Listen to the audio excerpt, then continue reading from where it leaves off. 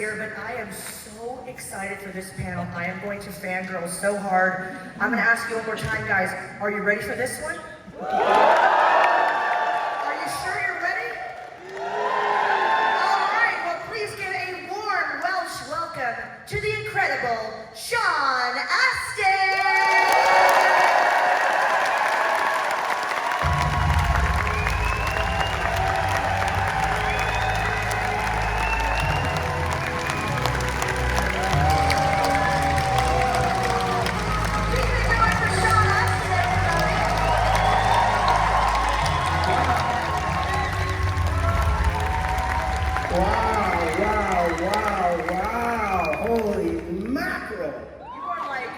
Up the top of the balcony, big deal right now. Woo-hoo-hoo! Hey guys. That's pretty good. We are so honored. They know it's for me, right? They definitely do. This isn't a moment of disappointment, like, oh, it's Bono, he's not here. Okay, all right. It's all for you. All Aren't right. we so excited to have Sean Astin here in Wales? Oh my God. And the woman of the manor-ish was standing in the middle of the gravel car park, waiting for me. And I pulled up and I said, "What are you doing in the rain?" She says, "Well, I was a bit worried. I didn't know if you were going to find it." I said, "Well, is it going to help you standing out in the rain? Like, I don't understand." And she said, "No, I just wanted to tell you, I didn't know if I'd see you, and I don't have your number, and I just wanted to let you know, I went to the butcher, and I got some meat. I don't know if you eat meat." And I said, "Oh, yeah, I eat meat, yeah." She said, "Well, I got some meat, I put it in the box, and a bit of milk, I don't know, from the cow that day." And so I said, "Oh, that is so sweet. You really didn't have to do that." She said, "No, just in case, a bit of cheese as well." And I was like, okay, so she knows me. So as I'm walking away, she's saying, "Okay, in the morning, breakfast if you want it, and okay, thank you." And just as I'm going in, she goes, "And a bit of chocolate as well." So I'm in this really cool place that they have designed beautifully, and I've got my meat and my milk and cheese and chocolate, and I'm just like, and then the sun comes up the next day, I wake up from the cock crowing, and I open the window, and it's like something out of a Disney movie, and there's like, robins and eagles and, sheep and cows and chickens, and it looks like something Tolkien, just rolling hills with the yellow wheat and the green this, and I called my wife, and I was like, "We are getting a house here. This place is awesome." Yeah, so, yeah, and then I'm in graduate school, getting my master's degree, and I had an exam, and the Wi-Fi at our end of the building or whatever wasn't as good. So I'm outside, sitting closer to where the main part of the house is, and it's cold when I'm doing my test. She comes out and says, "What are you doing out here in the cold?" And I said, "Well, I just need the Wi-Fi." She says, come in." So I come in, and the husband, who's both like a farmer and an engineer and a rocket scientist and an investment banker, and I don't know what else he is. I mean, these people are like geniuses. And he gives me his office, and now I own the place, and they're like family, that we could give each other numbers and we check in, and so that's Wales. To me, that's Wales. Yeah. Welsh hospitality. And this whole weekend, everyone's been so polite. I know you have a lot of questions, and you have a microphone right over there if you want to go. You know what, I've had more people come up to me on this show talking about Special Agent Oso. Do you guys know that one? Special Agent Oso, it's all part of the plan, more or less, right? Oh, I got a few yeses. Somebody with children. Also, Raphael from Teenage Mutant Ninja Turtles. Come on, stop. Hello, learn how to speak. Stop talking and start fighting. Tommy, right? Or, sewer apples. Yeah, those are impressions. Or they're close.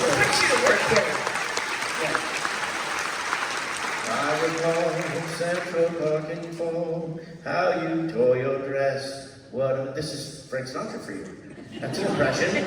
Sheesh. Being serenaded here in Wales. Yeah. My favorite is Jimmy Buffett. Come Monday, it'll be alright. Come Monday, I'll be holding you tight. I've spent 4 lonely days in a brown LA haze. What can't you do? Hi there. Okay, my turn, I guess. Oh, okay. It's your turn. It's your moment. It's you and me. What's your name? My name is Sad, but it's short for Sad. Sebastian, Seb, tell me anything. Ask me anything. Let's go to dinner, Seb. We have a comedian here. I love it. I had coffee. That's the problem. Anyways, I'm glad you mentioned Special Agent Oso because I just checked the IMDb page and I did enjoy the series. Like, how hard is it for you to do voice acting than acting in front of the camera? Like, what are your thoughts and opinions? Good question, Seb. Good question. So I was in London working on The Color of Magic when I was offered the part of Oso in Special Agent Oso, and this is a new Disney show, Disney Family or Disney whatever. Now it was Disney Playhouse maybe, and then they changed it to Disney Junior. So it was right in that moment where they were coming up with their new thing. But I felt like I was a hot shot. I mean, playing Two Flower in Color of Magic was just the honor of a lifetime with Terry Pratchett. And yeah, and I mean, I'm going to work every day at Pinewood Studios, and I just feel like it was a career moment of high. And then they send this package, and I open it up, and it's got the artwork of him, and I just think, this is incredible. I have arrived. And we go into the booth in London. They couldn't wait. I go to the booth in London, and you're like, it's a tiny closet with a microphone and padded walls. You feel like you're in some sort of a mental institution. And I say, it's all part of the plan. And they go, great, can you pitch it up a little bit? I was like, it's all part of the plan, a little bit higher. And they kept going higher and higher, and I was like, I don't know if I can do it. I mean, as a joke, maybe I can, get it higher, but then I don't know if I can, do a character with dialogue, with rhythm and stuff. And so I was actually in a bit of a panic. Especially to know so, it's all part of the plan, more or less. That's where it landed. But I love it. I love it, love it, love it. Particularly when I got back to America. Burbank, California is where most of the recording stages are. And I've done so many voiceover jobs. And when you're with the other actors and you're in a recording session, you're playing. You're really enjoying playing off of each other. And I wouldn't have been able to do it without Lord of the Rings, because I had auditioned many times for I was 29 when I did Lord of the Rings, and in the time between, say, 16 and 29, I had 50 auditions for voiceover things, maybe 100, and I got 2 of them. One of them, I'm pretty sure they hired somebody else to record it after me because it didn't sound like what they wanted. But I couldn't hear what they were hearing. So when you're in the recording studio, there's a glass, you know how it looks, right? The engineers are on the other side of the glass, and then you're in the booth. And usually with an animated show, they have the producers, the directors in there, the engineer, maybe the casting director, whoever. There's people over there. And so you do something, and they'll say, okay, great. Now if you can go back and do it a little bit this way, great. I'm like, okay.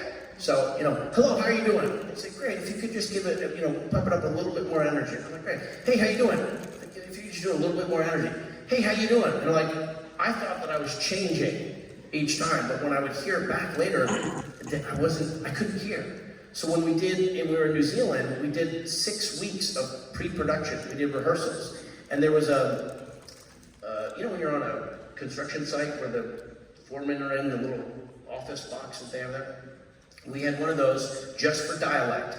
And we'd go in an hour a day, and they would teach us. Andrew Jack, who passed away from COVID in 2020, amazing dialect master from Royal Shakespeare Company, and Roisin Carty, Irish woman who worked on Waking Ned Divine and ended up having a big career as a dialect coach. But we would sit in there, and you'd have a picture of a head, a cross section of a head and we talk about your teeth and your lips and your tongue and what your vocal cords are doing and how you're breathing, if you're breathing in your chest or in your stomach or your head breathing.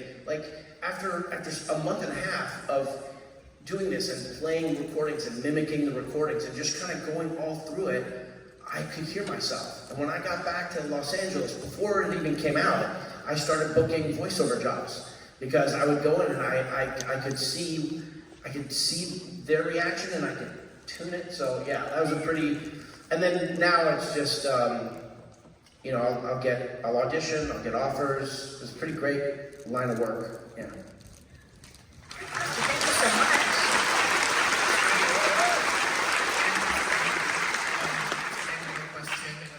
It's all part of the Q&A, more or less. So part of the Q&A, more or less. You're a special agent too, Seth. Thank you very much. It's 3 special. That Oso's thing is 3 special steps. You can learn how to do anything: tie your shoes, make your bed, launch an ICBM. You know, it's like 3 special steps. Open the button, push the button, hide in the basement. You know, like yeah. Sorry. I love that answer. We love it. Thank you, Seth. I just can't believe. So, yeah, I love you in God knows how much stuff you've done right now. Goonies, Stranger Things, Lord of the Rings, of course, Big Bang Theory, but Come on, keep going. There's more. especially Ninja Turtles, but yeah, the one 50 First Dates? You don't like 50 First Dates? He's in that movie You as guys well. don't know Rudy. Do you know Rudy? The movie I Rudy? love Rudy. Rudy's a wonderful movie. Rudy's, I always find that wrestlers love the movie Rudy. It was meant to Well, watch people wrestling. think of it as a sports movie because it's Yeah. American football, but it's really just about heart. Yeah. It's about heart, yeah. So I recommend, it's R-U-D-Y, Rudy. I commend it for your viewing pleasure. Yes. Wow. but yeah, one role you've done that really stands out to me is your guest appearance on Brooklyn Nine-Nine. Oh, yeah. Because you were Yeah. actually, I literally remember I was watching it and I heard the news that it got cancelled, and you were one of the many people literally going on Twitter, going online and saying it needs to be saved, and just like that, the next day it got saved. Yeah. And before we know it, you're getting a guest role as Sergeant Knox. Yeah. What was it like to... You gotta be clever to find work, you know what I mean? No, I was driving home, and I never look at my my tweets or whatever while I'm driving. So maybe this one time, and I saw that they canceled it, and I had like an audible reaction to seeing it. You know, it was bringing so much joy. Those characters, and they were giving the audience what the audience really wanted. Sometimes with shows, you know, you'll be shipping a certain couple, and they'll kind of play with it and then move away from it. They gave you exactly what you wanted with Amy, and so I just started tweeting back. I said, that's not fair. You know, like, this show has earned the right to at least have half a season to wrap it up and wrap up its relationship to the world, you know, audience. And Mark Hamill, Josh Gad, Guillermo del Toro, there was a bunch of us, and then somebody mocked up a Guardians of the Galaxy thing, and I was Gamora. Why not? I was kind of flattered, actually. Like, I would have seen my stuff as Rocket, but whatever. Anyhow, and like, it was gonna get picked up anyway. The truth is, I think they knew that transaction was happening behind the scenes.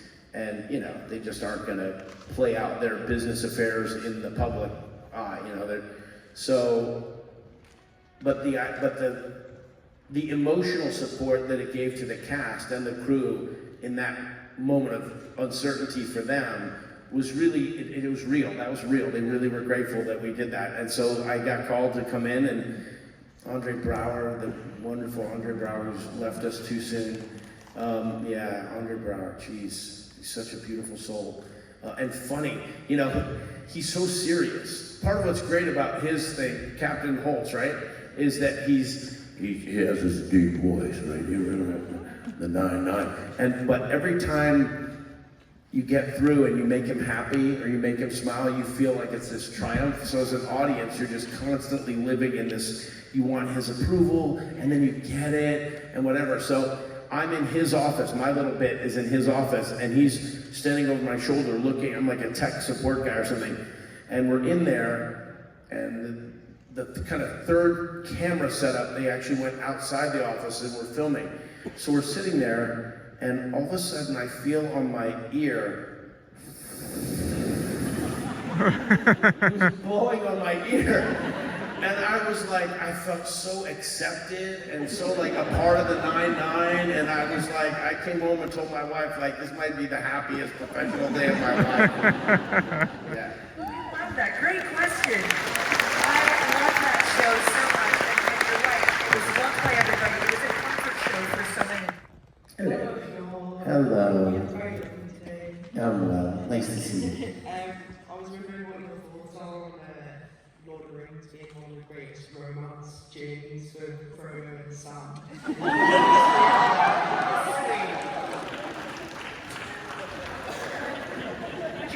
You're shipping them, is what the kids say, right? He's not the only one. Well, I'm here for it. There's eons of fan fiction that have explored Adult related? some of it. Oh my goodness. I did a cameo, you know, the messages you can buy from actors or whatever, or people. And the question was, do you think Frodo and Sam would ever kiss? And my answer was, how do you know they haven't? We don't know. So that's a long road to Mordor, man. love the one you're with, you know. I feel like Frodo and Sam and Frodo, there is a marriage of souls for sure. There's just no question about it. How could they not be? I mean, those moments in the Hobbit in Bag End, you know, at the end of the trilogy. You know, Sam comes to borrow a book. He's learned his letters. Sam was illiterate before all of this, and they're like an old couple. Yeah. You know, can I get you any food? Like, all right. You know, how's your shoulder? It's okay. Okay. You know. Oh, here, this book is. You don't want you to finish this. It's like a couple. Yeah. So you know, not to take anything away from Sam and Rosie, because what? Polyamorous. Make them poly. I thought you were talking about a parrot. If we're going to talk about human sexuality, I would like your terms to be fully spelled out, please. Yeah, Hobbit sexuality is not something, you know, I don't have a degree in that, but I do know that Sam kissing Rosie Cotton and getting married was not an insubstantial exchange. And they went on to have 13 Hobbit children, which takes some effort. You know, well, Sam becomes mayor of the Shire, and so she's sort of married to a politician. I don't know. I think you're allowed to enjoy whatever you want. Yeah. Very simple. And I have no problem with it. Huh? We love that.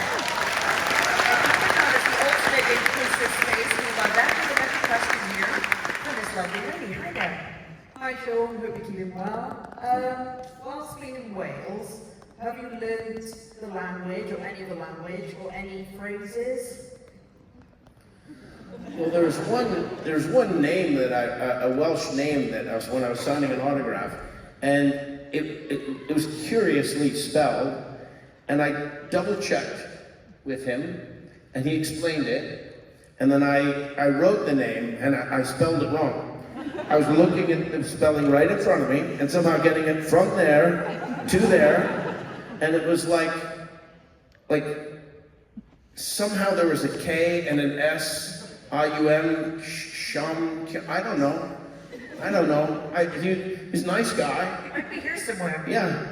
Who wanted me to correct it. We corrected it. Yeah. Oh, there's an L, like a silent L.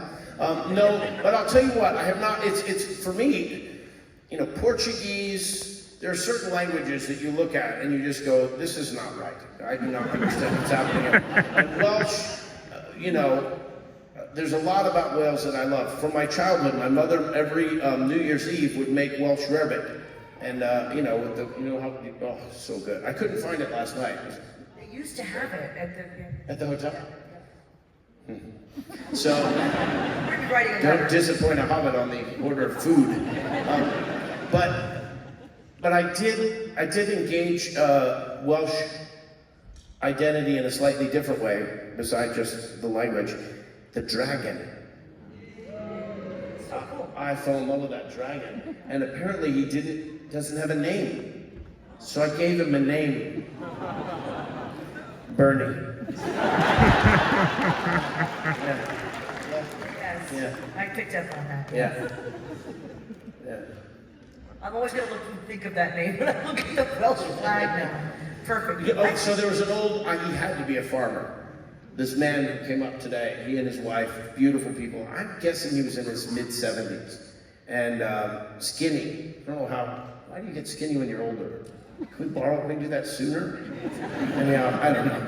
But anyhow, I said, oh, I love the dragon. And he said, that's when you know you're home. Right? I was like, I burst into tears. I'm like, it's the greatest thing I ever heard. Yeah, oh, that's when you know you're home. You're adorable, Wales. You're just adorable. So sweet. Thank you so much. Yeah. I didn't know that there were other questions. Everyone's just crouched down so politely so the others can see you. Yeah. Nice. Hi, Sean. My question for you is, why does it hurt partially? Come on. Why does it hurt SARS? What did he say?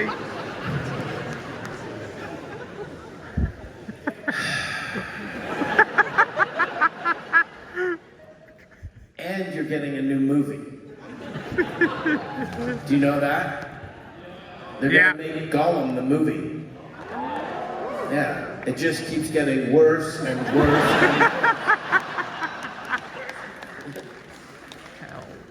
Thank you. We had Andy Serkis here at a Monopoly event. I don't care. I know. Wait till you hear what he We were said. in Brussels. He was in Brussels, and the Hobbits were in Brussels, and we had dinner together, and he talked a little bit about this exciting adventure that he's going to be making that movie, and we all kind of like just shared ideas of what it might be. That felt really special, you know. So Gollum.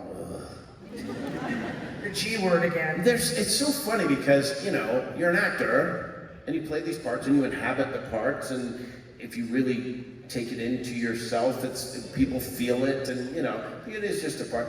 When I'm in the photo ops and people want to hold the ring, I don't want to hold the ring. I'm like, no, and I'll make a face every time. Like, okay, everything, you know, yeah, and you just, the ideas are so strong that you just carry them with you, and I just fully internalized how much I don't like Gollum.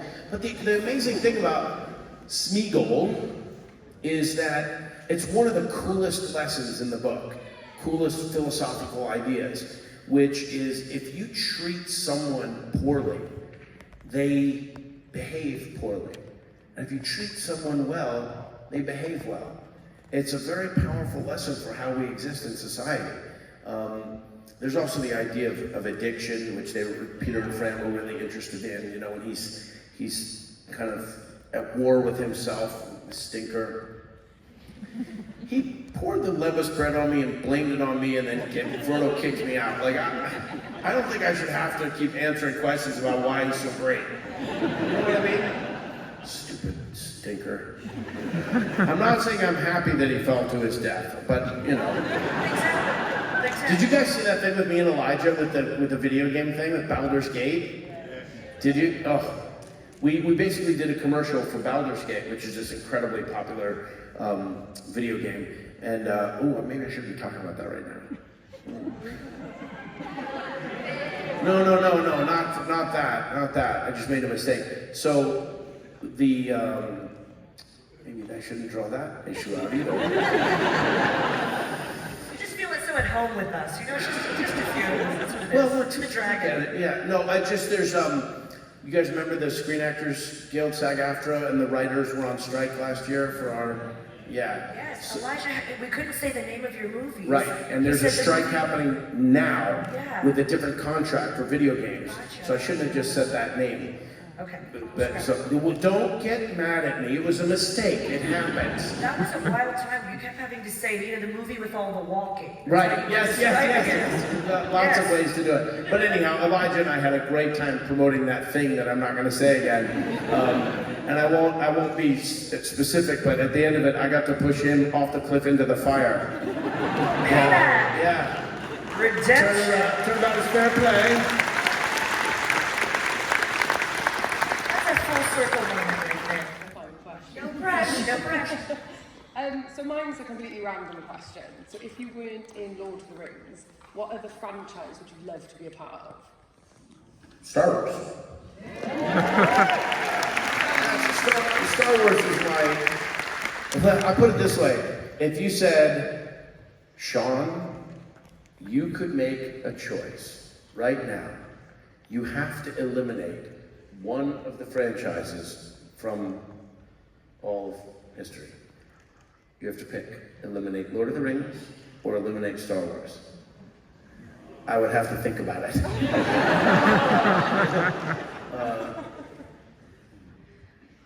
So, I have to say, we try not to Thank you for asking that, by the way. Yes, Yeah. thank you. Again, I have to fangirl, but we try not to get too, Yeah. deep on these panels, but Yeah. political opinions, Sean Astin. Yes, Go. I'm so glad you asked me. I'm so glad I asked you as well. Yes. Yes. Burning curiosity about Right here. particularly American politics at this present moment. Yes.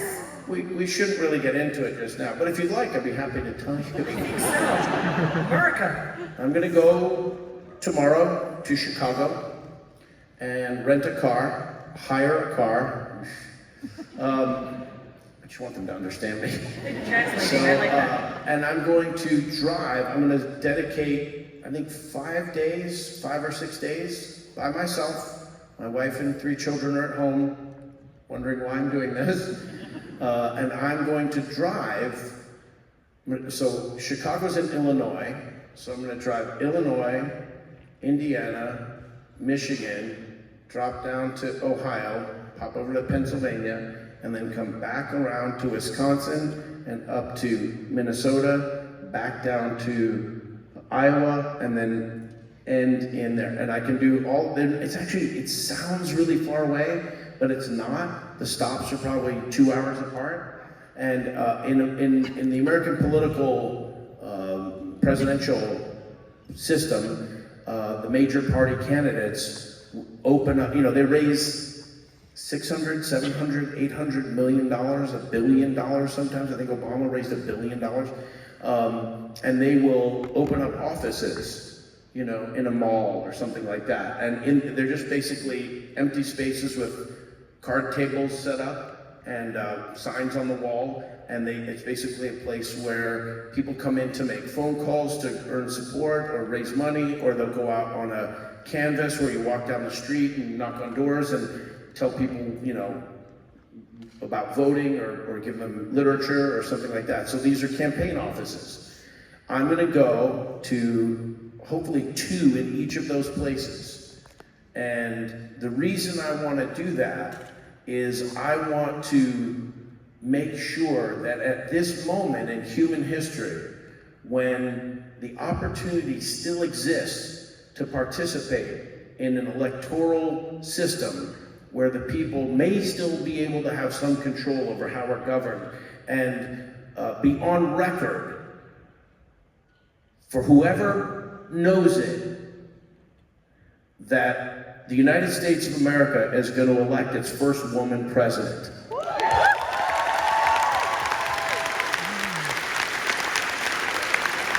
Yeah.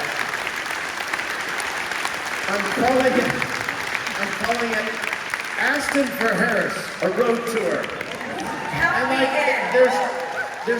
there's no reason necessarily to do it, but just to do it, just to note it. And the one thing that I'll say that is universally true, no matter who you support, and I honor everybody's right to support whoever they want.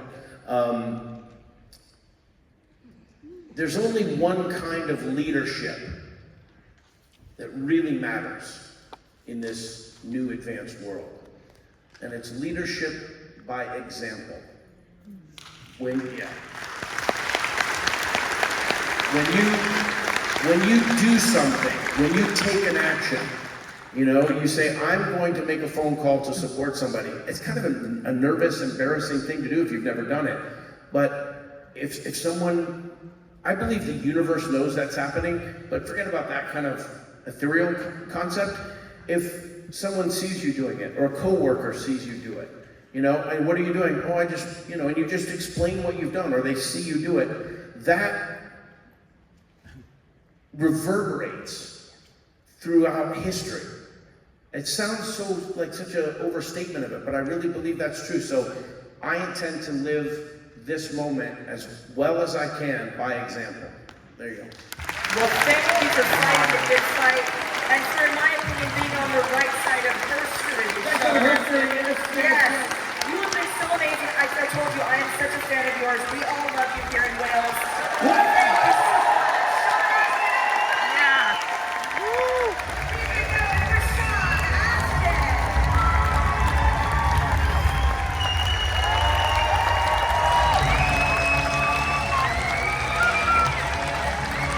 Give it up for Sean Astin, everybody.